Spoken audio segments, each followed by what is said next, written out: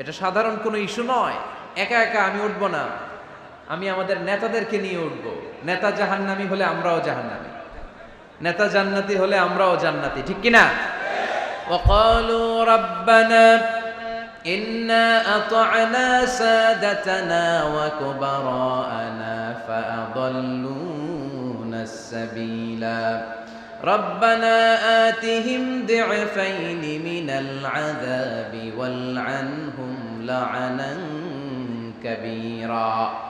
সেদিন লোকজন বলবে, ইয়া রব, আমরা আমাদের নেতাদের অনুসরণ করেছি, আমরা আমাদের মুরব্বীদের অনুসরণ করেছি, আমাদের নেতারা আমাদের মুরব্বীরা আমাদেরকে গোমরা বানিয়েছে, আমাদেরকে ভুল পথ দেখিয়েছে।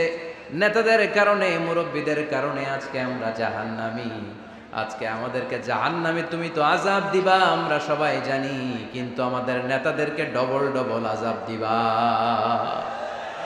ওদের কারণে জাহান্নামী, ওদের কারণে আজ আমরা জাহান্নামে লাকড়ি হয়েছি, ঠিক কিনা? আতিহিম দি'ফাইনি মিনাল আযাব, আল্লাহ এদেরকে ডবল শাস্তি দাও। ওয়ালা আনহুম লা'নান কাবীরা, এদেরকে লানত দাও, এদের উপর গজব দাও, জাহান্নামের আগুন দিয়ে এদের দেহগুলো ঝলসে দাও। এটা সাধারণ কোনো ইস্যু নয়, একা একা দাঁড়াতে পারবো না। যার অনুসরণ করেছি আমি, যার ফলোয়ার, আমার যে সেলিব্রিটি সেও দাঁড়াবে, আমিও দাঁড়াবো। এজন্য সেলিব্রিটি চুজ করার সময় সাবধান মুসলমান, নেতা চুজ করার সময় সাবধান। আমরা আজ থেকে এই সিদ্ধান্ত নিব যে বুঝে শুনে নেতা ঠিক করব, উল্টাপাল্টা কোনো নেতার পিছনে আমরা ঘুরবো না। চিল্লায় বলেন ঠিক কিনা? লিডারশিপ কোয়ালিটিস, কেমন করে নেতৃত্বের এই গুণ অর্জন করা যায়। গোটা বিশ্বে আজকে মুসলমানদের হাহাকার, ঠিক কিনা? ফিলিস্তিনে আমরা মার খাই, ইরাকে আমরা মার খাই, ওখানে আমাদের উপর ব্যালিস্টিক ক্ষেপণাস্ত্র মারে, এদিকে মিসাইল মারে, এদিকে বম্বিং করে, ওইদিকে রোহিঙ্গাদেরকে তারাই আমাদের টেকনাফে পাঠায় দিস। এদিকে লাথি মারলে ওইদিকে যাই, ওদিক থেকে গুতা মারলে এদিকে আসে। কারণ আমাদের কোনো সেন্ট্রাল লিডারশিপ নাই, কেন্দ্রীয় নেতা নাই। চিল্লায় বলেন ঠিক কিনা? ওমরে ফারুকের মতো আমাদের একজন নেতার দরকার আছে না নাই? একজন নেতার অপেক্ষায়। We are waiting, all the Muslim Ummah, for a true leader, for a charismatic leader. একজন ক্যারিসমাটিক নেতার জন্য, একজন ট্রু লিডারের জন্য আমরা অপেক্ষা করছি। কবে আসবে সেই আল ইমাম আল মাহদি আল মুনতাযার, যার অপেক্ষায় গোটা উম্মাহ। এজন্য মুসলিম উম্মার এই নেতৃত্বের সংকট নিরসনে আমাদেরকে নতুন নতুন নেতৃত্ব তৈরি করতে হবে, ঠিক কিনা? আজকের এই শ্রোতাদের মধ্য থেকেই হবে আগামী দিনের নোয়াখালীর বিভিন্ন আসনের এমপি, নাকি এগুলো ইন্ডিয়া থেকে আসবে? এখানেই বসে আছে the member of the parliament of Bangladesh, এখানেই বসে আছে আগামী দিনের বাংলাদেশের প্রধানমন্ত্রী, এখানেই বসে আছে সংসদের স্পিকার। এখান থেকে এমন এমন নেতৃত্ব উঠে আসবে যারা গোটা বাংলাদেশকে নেতৃত্ব দিবে, ঠিক কিনা? এজন্য লিডারশিপ কোয়ালিটিস এর ব্যাপারে আমাদের জানা দরকার। কেমন করে যোগ্য নেতৃত্ব তৈরি করতে হয়। নেতা হিসেবে কেমন ছিলেন আমার বিশ্বনবী? আমার বিশ্বনবীর চাইতে বড় কোনো নেতা পৃথিবী দেখেছে? জোরে বলেন, দেখেছে? এজন্য আমাদের স্লোগান একটাই, আমার নেতা তোমার নেতা বিশ্বনবী, আমার নেতা তোমার নেতা বিশ্বনবী। আল্লাহর হাবিব সাল্লাল্লাহু আলাইহি ওয়াসাল্লাম আমাদের মডেল, অন্য কেউ আমাদের মডেল নয়। তাই আজকের এই চমৎকার রজনীতে আমরা নেতৃত্বের গুণাবলী নিয়ে কিছু কথা বলবার এবং শুনবার চেষ্টা করব ইনশাআল্লাহ। পড়েন ওমা তাওফীকি ইল্লা বিল্লাহ। আমরা সবাই মিলে আজকে একটু ক্রস চেক করব এবং দেখব যে একজন ট্রু লিডার বা ক্যারিসমাটিক লিডার হতে হলে তার মধ্যে কি গুণাবলী থাকা লাগে। কেমন করে আমার নবী এই ক্যারিসমাটিক লিডার হলেন, আমার নবীর মধ্যে ওই গুণগুলো ছিল কি ছিল না, কেমন করে তিনি নেতৃত্ব দিয়েছেন, এগুলো জানার দরকার আছে না নাই? আজকে আমরা এগুলোই জানব, এগুলোই শিখব। শিখতে রাজি আছেন তো? আমি যখন আলোচনা করি আমি প্রায় বলি, I conduct a class. It's a class, the person is delivering lecture in front of you, he is your teacher.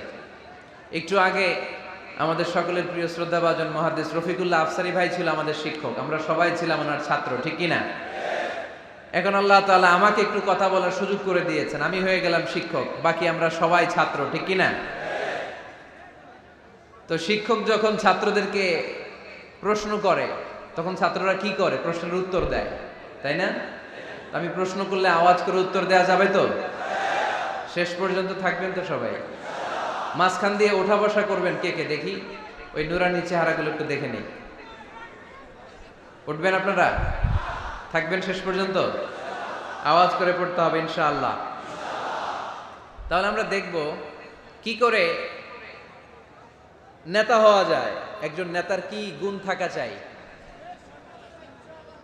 কি কি ক্যারেক্টারিস্টিক্স একজন নেতার মধ্যে থাকতে হবে, এই নেতৃত্বের সংকট দূর করার জন্য আমাদের নেতাদের কি কি গুণাবলী থাকা চাই, এগুলো আমরা জানব।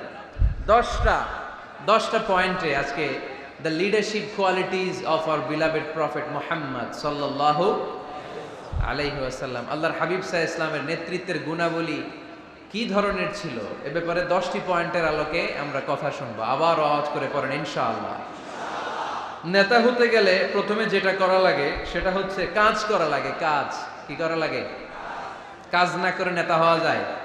শুধু বক্তব্য মারলেই নেতা হওয়া যাবে? ওই নেতা আমরা চাই না যে শুধু ভাষণ মারে, বক্তব্য দেয়, মাইক পেলেই শুধু ভাষণের ফুলঝুরি, কাজের নামে ঠনঠন, এরকম আছে না নাই? না, এরকম নেতা বলে চলবে না। নেতা কাজ দিয়ে আমাদের হৃদয় জয় করতে হবে। শুধু বক্তব্য দিলে ওটা নেতা না। জনগণের জন্য কাজ করতে হবে, মানবতার জন্য কাজ করতে হবে, দেশের উন্নয়নের জন্য কাজ করতে হবে, ঠিক কিনা?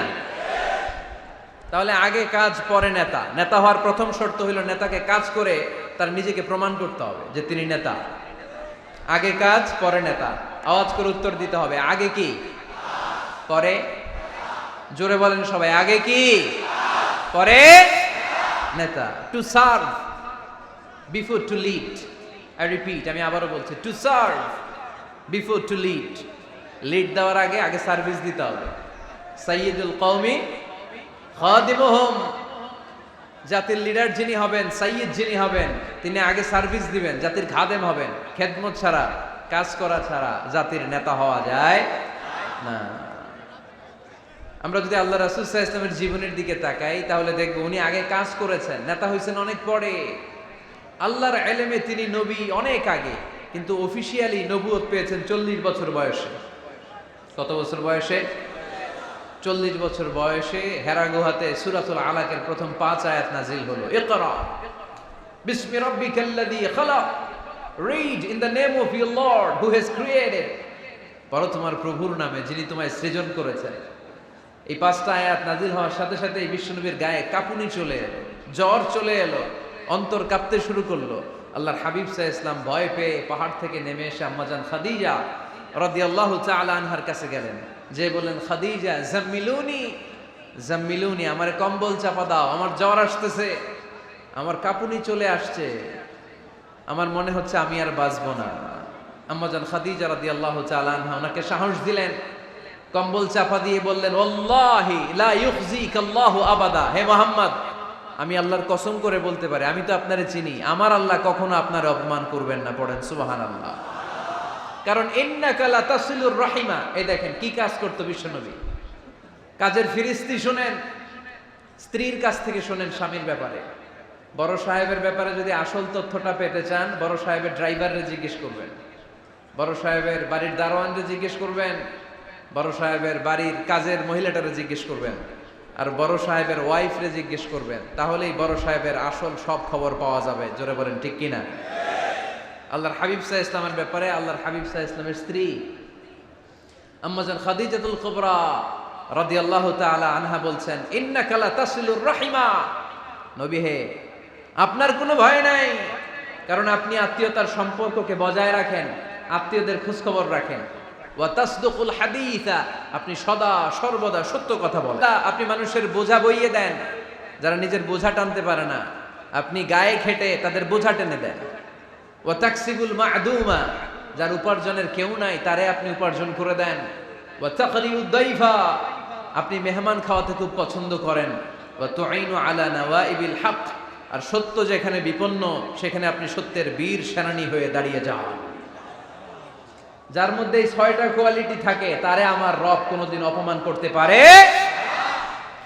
আম্মাজান খাদিজা বললেন, ও নবী, ভয় নাই, চিন্তা নাই, টেনশনের কোনো কারণ নাই, আমি অনেক বছর ধরে আপনারে চিনি, আপনি কোনোদিন কোনো মানুষের ক্ষতি করেন নাই, কোন মানুষকে কষ্ট দেন নাই, সব সময় জনকল্যাণমূলক কাজের সাথে নিজেকে ধরে রেখেছেন, আজীবন মানুষের কল্যাণ চেয়েছেন, মানুষের জন্য কাজ করেছেন। মানুষের জন্য যারা কাজ করে, মানুষের কল্যাণ যারা চায়, তাদেরকে আমার রব কোনোদিন অপমান করে না। 6টা কাজ করতেন আল্লাহ রাসূল সাল্লাল্লাহু আলাইহি ওয়াসাল্লাম। এই 6টা কাজ প্রমাণ করে আল্লাহ রাসূল সাল্লাল্লাহু আলাইহি ওয়াসাল্লাম নেতা হওয়ার আগ থেকেই কাজ শুরু করে দিয়েছেন।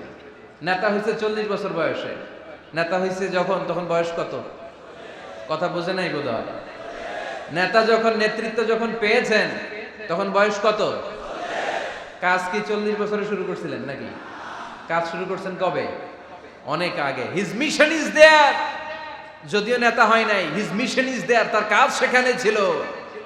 নেতা হওয়ার জন্য তিনি বসে থাকেন নাই, কাজ শুরু করে দিয়েছেন। মানুষকে খাওয়াতেন, দেদারসে দান করতেন, যেখানেই মানবতা বিপন্ন সেখানে তিনি সহায়তার হাত বাড়িয়ে দিতেন। পড়েন সুবহানাল্লাহ। তার মানে নেতা হইতে হইলে আগে কাজ করা লাগে। আগে কি করা লাগে? কাজ করা লাগে। কাজ করলে এমনিই সে নেতা, নেতৃত্ব এমনিই তার হাতে এসে ধরা দিবে। জোরে বলেন ঠিক কিনা? তাই যারা নেতা হতে চান, আগে কাজ দিয়ে নিজেকে প্রমাণ করেন, বক্তব্য দিয়ে নয়। To serve before to lead.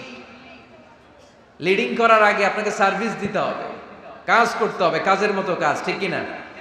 আমরা যাই করি না কেন, এটা ভালোভাবে করলে ওই কাজে বরকত দেয় কে? আওয়াজ করে বলতে হবে, বরকত দেয় কে? যে কোনো কাজ করো না ভাই, যে কোনো কাজ করো, তা যেন হয় সবার চেয়ে সবচেয়ে সুন্দর। যে কোনো কাজ করো না ভাই, যে কোনো কাজ করো, তা যেন হয় সবার চেয়ে সবচেয়ে সুন্দর। হোক না সেটা পড়া লেখা, রঙের ভাষায় ছবি আঁকা, হোক না সেটা পড়া লেখা, রঙের ভাষায় ছবি আঁকা, হোক না সেটা সামান্য কাজ কিংবা মহত্তর, তা যেন হয় সবার চেয়ে সবচেয়ে সুন্দর। যে কোনো কাজ করো না ভাই, যে কোনো কাজ করো, তা যেন হয় সবার চেয়ে সবচেয়ে সুন্দর। ঠিক কিনা? যেটাই করি না কেন ভালোভাবে করব। Never under estimate any job. The young society of Noakhali district.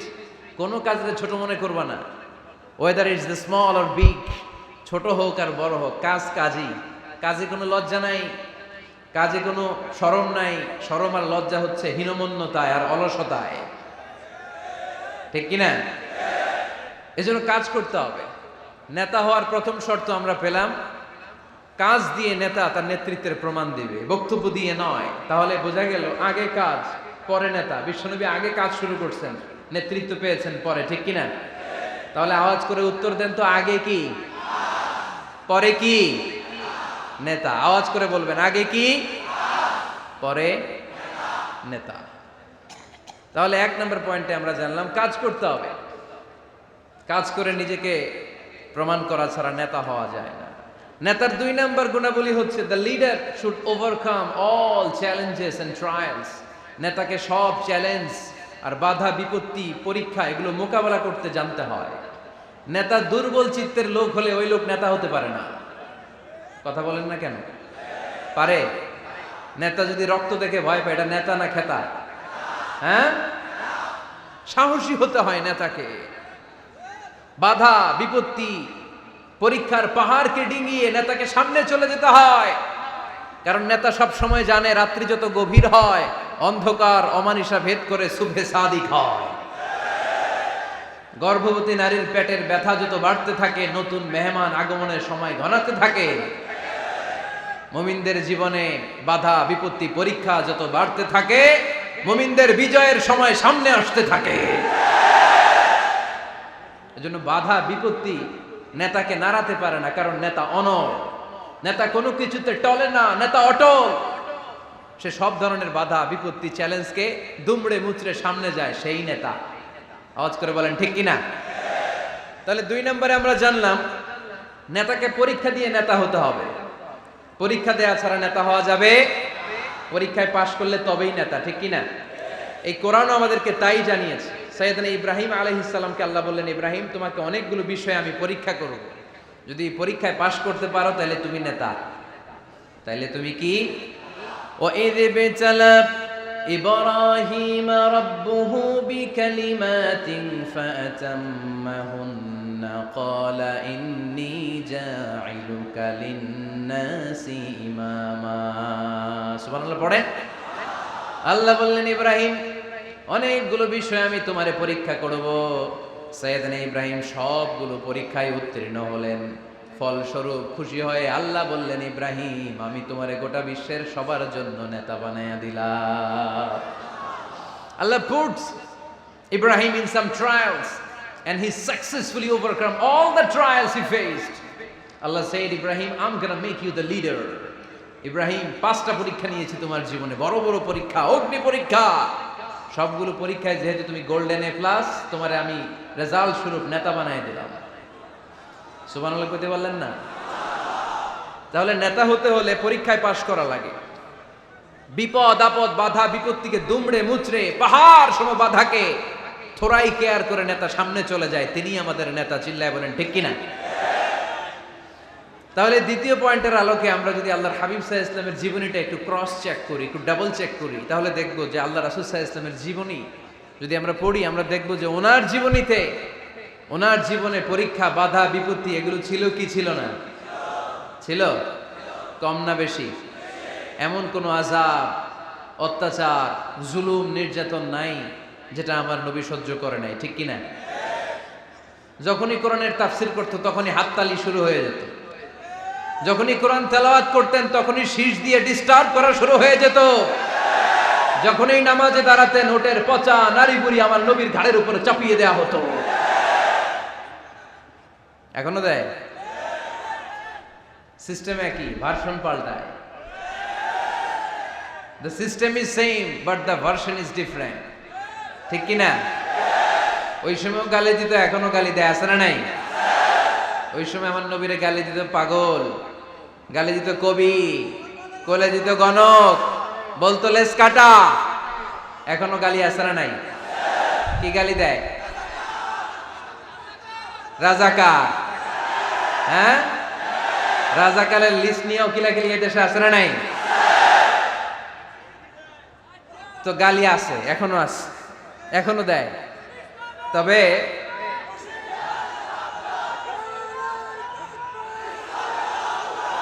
থামুন থামুন,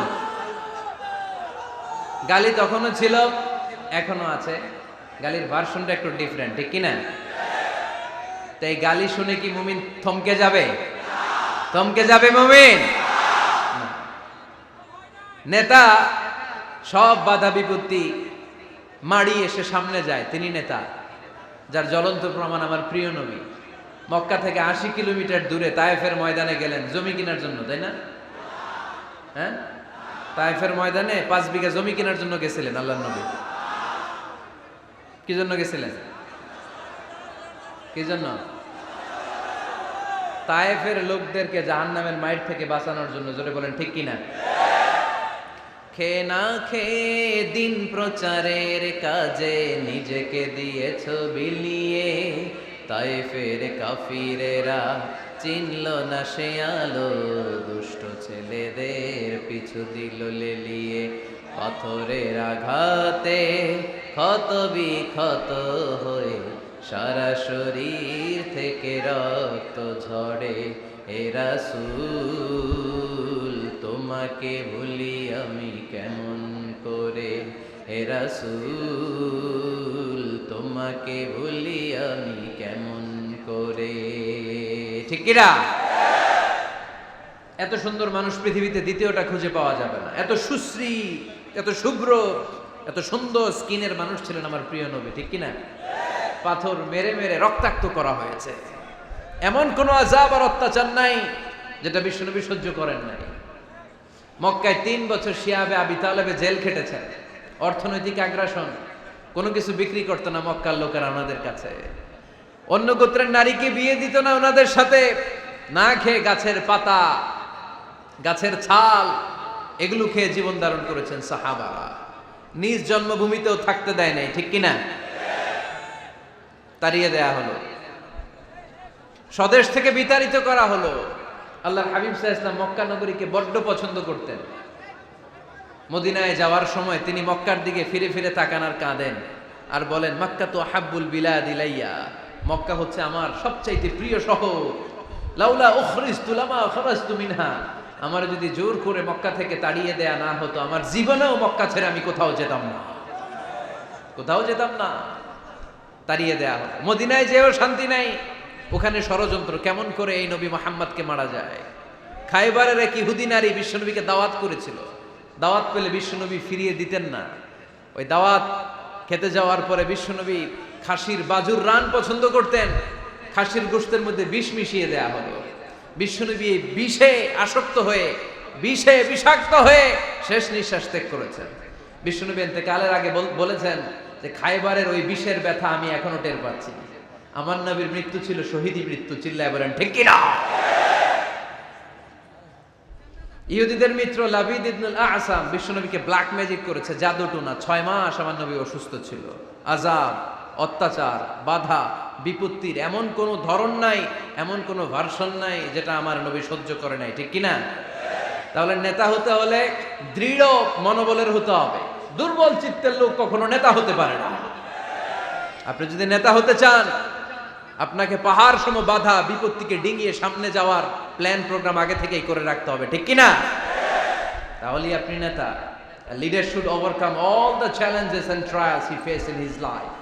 তার জীবনে যত বাধা আসবে, যত বিপত্তি আসবে, সব মারিয়ে তাকে সামনে যেতে হবে, তাহলেই তিনি নেতা। তাহলে প্রথম পয়েন্টে আমরা জানলাম নেতা হবেন তিনি যিনি কাজে বিশ্বাসী, কথায় নয়। দ্বিতীয় পয়েন্টে আমরা জানলাম নেতা বিপদ দেখে ভয় পায় না। বিপদ দেখে ভয় পাইলে এটা নেতা। টায়ার পাংচার হইলে, সাইকেলের টায়ার পাংচার হলে যদি লাভ দেয়, এটা কি নেতা? হ্যাঁ, বরং গ্রেনেড হামলা হলে দৌড়ে সেখানে যে দেখবে আমার কোন কর্মী সেখানে মারা গেল কিনা। হে হচ্ছে নেতা। He is the true leader, he is the charismatic leader. ট্রাকের টায়ার পাংচার হইলে লাভ দিল, এটা তো নেতা না। নেতাকে দৌড়ে যেতে হবে।